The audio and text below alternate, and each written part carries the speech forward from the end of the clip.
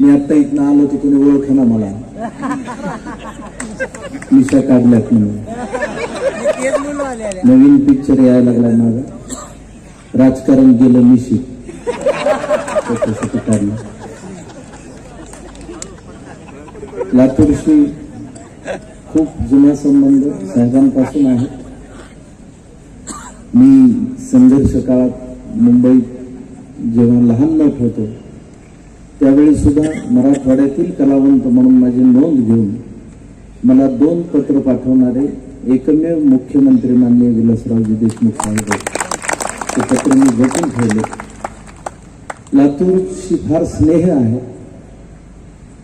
आमच्या भाऊंनी म्हणजे राम बोराडे सरांनी 50 वर्षापूर्वी जागतिकीकरणावर जी कादंबरी लिहिली पाचोळा, ती लातूरच्या पार्श्वभूमीवर होती. गंजगोलाईच्या सारख्या भागावर बराच भाग त्या कादंबरीतला घडतो.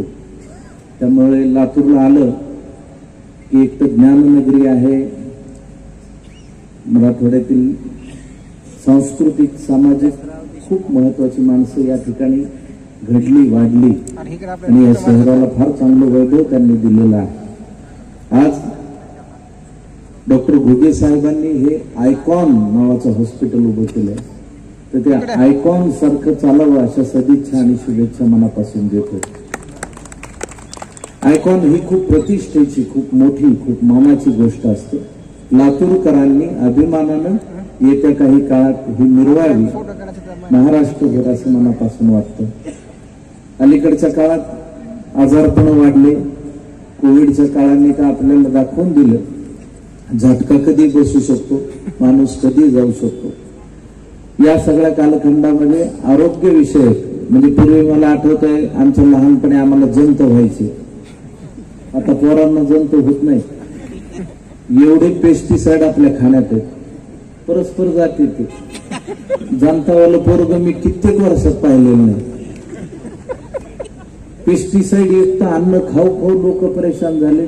त्यामुळे किडनीवरचं प्रेशर आता हळूहळू जास्त वाढत जाईल आणि जास्तीत जास्त किडनीचे पेशंट होत जातील असा एक अंदाज आहे. महाराष्ट्राच्या शिरोळ सारख्या भागात कॅन्सरचे पेशंट वाढलेले, ते सगळे पेस्टिसाइड्स युक्त खाद्य. म्हणून आता पुन्हा आपण ऑर्गॅनिक शोधायला लागलो, ऑर्गॅनिक कडे यायला लागलो.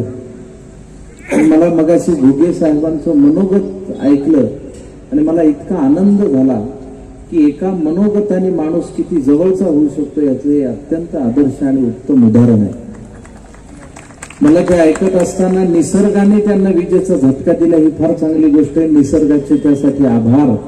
त्यामुळे खूप उत्तम डॉक्टर आज या ठिकाणी मिळालेला आहे. IAS IPS खूप आहेत, पण रुग्णांचा जीव वाचवणारा डॉक्टर हा फार महत्वाचा आहे. आणि त्यातल्या त्यात किडनी प्रत्यारोपणाचं पहिलं केंद्र मराठवाड्यातलं इथं उभं राहतं याच्यासारखी आनंदाची गोष्ट नाही. एक फक्त सुचवेन, तुमचा संघर्ष ऐकून मला एक शेर आठवला. फलक को चाह है जहां बिजलियां गिराने की. फलक म्हणजे आकाश. फलक को चाह है जहां बिजलियां गिराने की, हमें भी जिद है वही आशिया बनाने. तुम्ही हा आशिया जो बनवलेला आहे त्यामध्ये गरीब रुग्णांची सेवा आवर्जून करावी. कारण मी त्या महात्मा फुले योजनेचंही पोस्टर पाहिलं, प्रधानमंत्री योजनेचंही पोस्टर पाहिलं, तर मला असं वाटतं की जो खेड्यातला आज आपण सगळे प्रत्येक कुठल्या ना कुठल्या भूमिकेत आहोत. आपण या पृथ्वी तलावरच्या रंगमंचावरचे विविध अभिनय करणारे लोक आहोत. तो गरीब माणूसही तोच अभिनय करणाराच आहे आणि आपण डॉक्टर असलो तरी अभिनय करणारेच आहोत. कारण एका टप्प्यानंतर 70-80 उलटले की आपल्याला कधीतरी राम म्हणायचंच आहे. त्याच्या अगोदर आपण ही सेवाभावी वृत्ती ठेवून या लोकांची सेवा करावी आणि जास्तीत जास्त लोकांच्या किडन्या वाचवाव्यात अशा सदिच्छा शुभेच्छा देतो. एखादा माणूस या आयकॉन हॉस्पिटलच्या गेटवर समजा माहिती नसलेला, निरक्षर, पैसा नसलेला आला तर त्याला पहिला प्रेफरन्स घेऊन तुम्ही पेशंट म्हणून आत घ्या, एवढं मात्र आवर्जून सांगेन. कारण तो माणूस तुम्ही बरा केला तर वेगळं पुण्य गाठीशी बांधायची गरज नाही, कुठल्या देवळात जायची गरज नाही, कुठले गंडेदोरे बांधायची गरज नाही. आज तुम्ही तात्यांचं नाव घेतलं. तात्यांना मी एकदा आनंदवनात गेलो होतो. तर मी गेलो तिथं विकास भाऊंना भेटलो आणि आत शिरलो तर डॉक्टर पोळांना भेटायला आलो. तर मला तात्या म्हणलं तात्या इकडं कोणीकडे? अरे म्हणलं ऑपरेशन करायला आलो डोळ्याच्या इकडे, कुष्ठरुग्णांच्या डोळ्यांचे ऑपरेशन. आणि म्हणलं तात्या किती वेळ झाला? सकाळपासून करायला लागलो. म्हणलं जेवणाचं काही नाही म्हणले, भाकरीन खरडा मागवला इथंच खायचं आणि पुढे सुरू म्हणले ऑपरेशन. मी असा माणूस पाहिलेला आहे आणि मी याची देही याची डोळा पाहिलेला, म्हणून तात्यांवरच्या सिनेमात मी प्रमुख भूमिका केली. मी तात्यांना तेवढं जवळून पाहिलेलं आहे. एकदा छत्रपती संभाजीनगरात आम्हाला दोघांना पुरस्कार होता आणि मी सिनेमातला असल्यामुळे हलकट माणूस उगाच काहीतरी बोलायचं आगाऊपणे ह्याचा आपला स्वभाव. तात्या येईनात. मी म्हणलं तात्या का म्हणून येणार? तात्या उशिरा आले, माझ्या शेजारी बसले.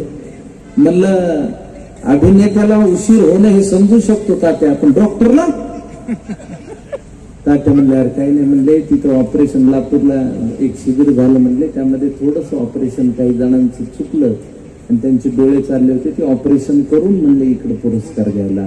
म्हणलं खरे लाभार्थी आणि मानार्थी तुम्ही आहात या पुरस्काराचे. खरं अशा पद्धतीची माणसं आपल्या जवळपास आहेत याचा आनंद आपल्याला कधी किती काळ होत राहतो ही महत्वाची गोष्ट आहे. दुसरं मला असं वाटतं घुगे साहेब, वडिलांनी ज्या पद्धतीनं आईनी तुमच्यावर संस्कार केलेले आहेत ते संस्कार आयुष्यभर तुमचे टिकून राहो. कारण ज्याला हे पाठबळ मिळतं त्याला जगातल्या कुठल्याही दौलतीची गरज नसते असं माझं वैयक्तिक मत आहे. ज्याप्रमाणे तुमच्या शिक्षण क्रमामध्ये वडील तुम्हाला दिसत होते ते आज तुम्ही इथे दररोज सकाळी वडिलांच्या फोटोला नमस्कार करा, त्यांना सांगा तुम्ही काय करता आणि त्यांना तुमचं दिवसभराचं कर्म दाखवा. एवढी साधी गोष्ट आहे, वेगळ्या देवाला दाखवण्याची ती गरज नाही. तर मी असं वैयक्तिकरित्या म्हणेन की नेहमी टिळा लावलेला माणूस आध्यात्मिक असतो याच्यावर माझा विश्वास नाही, त्याबद्दल मला क्षमा करा. एका गावात एक कार्यक्रम ठरला कीर्तनाचा आणि लावणीचा एकाच दिवशी. दोन मित्र होते, एक टिळ्यावाला होते एक बिन टिळ्यावाला. टिळ्यावाला म्हणायला लागलं चल म्हणला कीर्तनाला जाऊ, महाराज यायला लागले. बिन टिळ्यावाला म्हणलं नको लावणीला जाऊ. म्हणलं लावणी काय नेहमी येते काय म्हणला. दोघात वाद झाला. टिळ्यावाला कीर्तनाला गेला, बिन टिळ्यावाला लावणीला गेला. गंमत विचार कसा बदलतो माणसाला. त्या टिळ्यावाल्याला थोड्या वेळेने महाराज आउट फोकस दिसायला लागला. म्हणलं कोणती लावणी चालली असेल काय, पाडाला पिकलाय चाल काय नाचत असेल भैया बाबा. महाराज विसरून गेला त्याचा. आणि ते बिन टिळ्यावाला लावणी बघत होतो त्याला ती बाई आउट फोकस झाली. म्हणलं काय जिंदगी बेकार घालवायला लागलो आपण, काय बेकार नाद आहे. म्हणला काय चाललं असेल, महाराज काय सांगत असतील यार, चांगल्या चार गोष्टी कामावून गेल्या असत्या त्या आपण आज घालवल्या. विचार माणसाला घडवतो किंवा बिघडवतो असं माझं वैयक्तिक मत आहे. बरं, विचारी माणसांचे दोन ज्ञानी माणसं एकत्र आली की त्यांच्यात सुसंवाद होतो. एक ज्ञानी एक अज्ञानी आलं की त्यांच्यात विसंवाद होतो.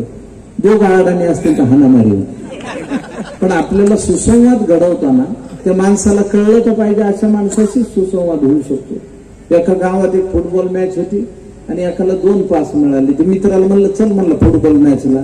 ते दुसरा मित्र म्हणलं मला काही कळत नाही ढेकलं त्यातलं, कशाला घेऊन जातो. नाही म्हणलं तुला चहा पाचतो भजे खाऊ घालतो, सोपा खेळ असतो मी सांगतो समजून.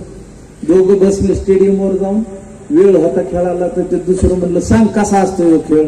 ते म्हणलं हे बघ हे मोठं ग्राउंड आहे, हे फुटबॉलचं आहे की नाही, याच्या 2 बाजूला 2 चौकोन असतात, त्याला गोल म्हणतात. ते म्हणलं आम्ही काय पागल आहे का, चौकोनाला कसं काय गोल म्हणतो. ते म्हणतो तसं नाही, त्याच्यात जर बॉल मारला पायाने तो गोल होतो. चिमतो आम्ही काय गांजे देतो का, बॉल आधीच गोल असतो, मारल्यावर कसं गोल होईल.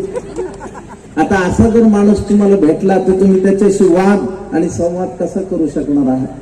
जी माणसं आपल्याकडे व्यवस्थित समजून घेऊ शकणारी आहेत त्या माणसांची फळी तयार करणं ही सामाजिक कार्यातली सगळ्यात महत्वाची आणि पहिली गोष्ट आहे. आणि तुम्हाला जसं डॉक्टरनी सांगितलं की माझी किडनी झाली की माझं नाव लक्षात ठेवा, उद्घाटनाला मी आलो होतो. मी असं सांगेन की एवढे सगळे तुमच्या उद्घाटनाला आलेले त्या सगळ्यांची नावं लक्षात ठेवा.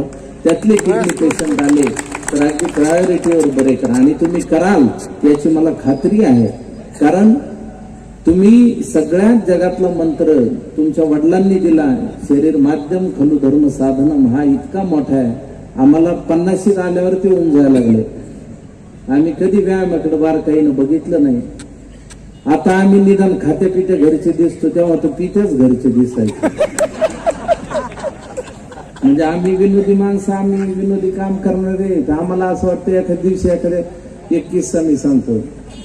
माझ्यासारख्या एकाला सकाळीच मॉर्निंग वॉकला म्हणला व्यायाम करून निघाला, ते एका बाईने घरातनं सुख सुख करून बोलवलं. ते म्हणलं हा सकाळी बाई, तरुण बाई बोलवायला लागली. पटकन गेला आत. बाई म्हणली या ना. आला हात. म्हणली शर्ट काढा ना अंगावरचा.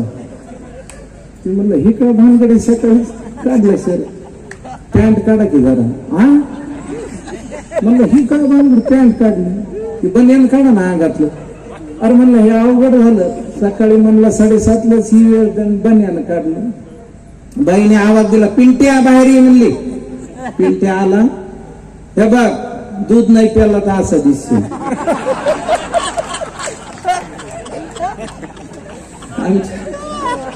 पण मी आज डॉक्टर साहेबांना भेटलो, माझ्या लक्षात आलं. मी पहिलं त्यांच्या तब्येतीवर भाष्य केलं. मी म्हटलं तुम्ही किती चांगली तब्येत मेंटेन केलेली आहे, आणि त्याचं रहस्य मला त्यांच्या मनोगतातनं कळलं. म्हणून मी म्हटलं की मनोगतातनं परिचय होणं ही फार महत्वाची गोष्ट असते.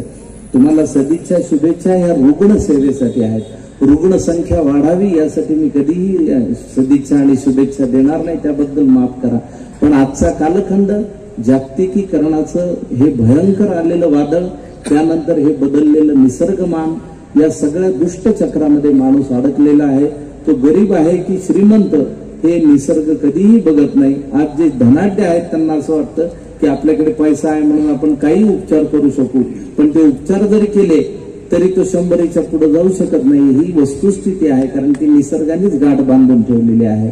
त्यामुळे आज 4 माणसं जेव्हा येतील तेव्हा त्यांना आपण आरोग्यदृष्ट्या बरं करणं हेच आपलं कर्तव्य. आणि या देशातली खूप मोठी परंपरा डॉक्टरांची आहे, ज्यांनी निर्लस भावनेने जनसेवा केलेली आहे. डॉक्टर आयडास कडर असतील, डॉक्टर कोटणीस असतील, डॉक्टर बाबा आमटे असतील, डॉक्टर प्रकाश आमटे असतील, डॉक्टर विकास आमटे असतील, डॉक्टर अभयबंग असतील, डॉक्टर रवींद्र कोल्हे असतील. कितीतरी मोठी मांदियाळी आणि कितीतरी अगदी प्रसिद्धीपासून दूर राहणारी मंडळी ही रुग्णसेवेचा वसा घेऊन अखंडपणे काम करतायत. आमचे डॉक्टर भालचंद्र कांगो असतील. मला आठवतं डॉक्टर कांगोचं छत्रपती संभाजीनगरात एक हॉस्पिटल 2 तास एक ते ओपीडी चालवायची, ज्याच्यात कोणाकडनं फीस 2 रुपये घ्यायची. 2 रुपयात ते पेशंटला औषध द्यायची, ती बघायची नाही. 2 तास त्यांनी त्या वेळेसाठी दिला. तर तसा जर दिवसभरातला एक वेळ तुम्ही काढला आणि त्या गरीब रुग्णांसाठी जर तुम्ही मदतीचा हात पुढे केला तर मला वाटतं वेगळी पुण्यकर्माची गोष्ट होणार नाही. आणि मराठवाडा हा नेहमी देता राहिलेला आहे. म्हणजे आपल्याकडं लोकांना नुसतं जीव घालीत नाही, तर भांड्या कुंड्या सहित सगळंच घेऊन जा म्हणते. त्याच्यामुळं मराठवाडा तसा गरीब राहिलेला आहे. पण देण्याचं दातृत्व जे आहे ते आपल्याकडच्या सगळ्या मातीमध्ये आहे, आपल्या लोकांमध्ये आहे. आणि तेच दातृत्व तुमच्यामध्ये सातत्याने राहावं, टिको. आणि तुम्ही इतक्या लांबून शिकून आल्यानंतर मला आता डॉक्टरांचं अहमदाबादून डॉक्टर तुम्हाला सदिच्छा आणि शुभेच्छा द्यायला आले, ही फार साधी गोष्ट नाहीये. एखादा माणूस जेव्हा दुसऱ्याचं काम इतक्या प्रकर्षाने बघतो तेव्हाच तो त्याच्याविषयी व्यक्त होण्यासाठी इतक्या लांबवरून येतो. डॉक्टर कुटेंनी जे सांगितलं तेही खूप महत्वाचं आहे. आज या प्रसंगी डॉक्टरांना फार महत्वाच्या सदिच्छा आणि शुभेच्छा देतो. जाता जाता एक सांगतो, सोशल मीडिया अलीकडे दुधारी तलवारी सारखा आहे. सोशल मीडियावर बऱ्याचदा आपण इतक्या हलक्या कानाचे झालेलो आहोत की आपल्याला कुठल्याही माणसाला विषयी काही आलं तरी आपल्याला पटकन विश्वास बसतो. आपण हातातल्या कृत्रिम गॅजेटवर विश्वास ठेवतो, त्या माणसाला प्रत्यक्ष न अनुभवता. म्हणून सोशल मीडियाचा जो वापर होतो त्यामध्ये जर आपल्यावर कधी टिप्पणी झाली, कधी टीका टिप्पणी झाली, मला तर नेहमी असं वाटतं की अब तो शौक ही नाही रहा की खुद को साबित करू. सोशल मीडियाच्या बाबतीत मी एवढंच म्हणेन, अब तो शौक ही नहीं रहा कि खुद को साबित करू, अब तो आप जो समझो मैं वही.